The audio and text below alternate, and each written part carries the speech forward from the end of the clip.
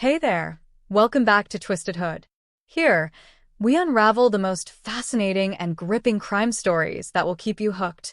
If you're as obsessed with true crime as we are, show some love by hitting that like button, dropping a comment, and subscribing to the channel. Trust us, you won't want to miss the twists and turns we have coming your way. In the heart of Delhi, a loving family faced an unimaginable tragedy. Gurvinder Singh, a retired engineer, and his wife, Harvar Kaur, had built a life around their 3 children, 2 daughters and a son, Priyatinder Singh. Their world revolved around their only son, who, at the age of 30, was just beginning his journey into adulthood, striving for a stable career and a bright future. But fate had other plans. In 2020, Priyatinder fell ill. What seemed like a minor health issue soon spiraled into something far worse. After multiple tests, doctors delivered a devastating diagnosis: Hodgkin's lymphoma, a severe form of blood cancer. His parents, desperate to save him, admitted him to Delhi's renowned Sir Ganga Ram Hospital. The doctors laid out the harsh reality. Survival chances were minimal. Time was slipping away. The disease was aggressive, and treatment had to begin immediately.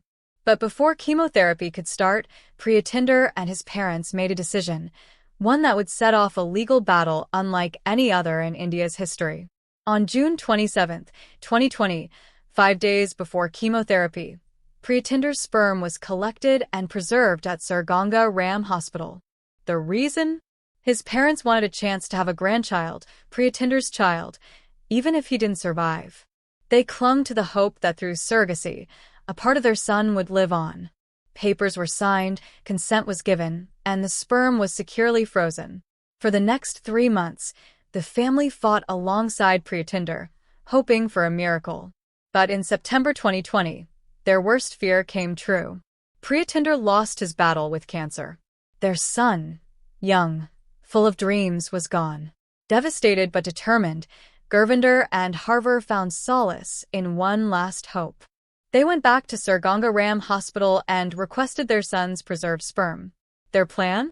To find a surrogate within their family, possibly one of Priyatinder's sisters, so that his child could be born and raised with love. But the hospital refused.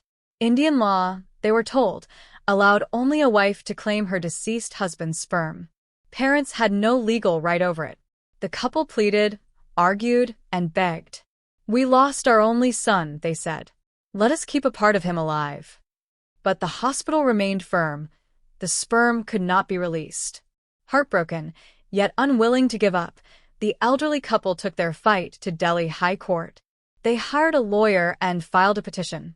The case was unprecedented. Never before had an Indian court faced such a dilemma. Could parents use their deceased son's sperm to continue his legacy? As the case unfolded, international examples were brought forward. In Israel, the US, and the UK, courts had allowed similar cases.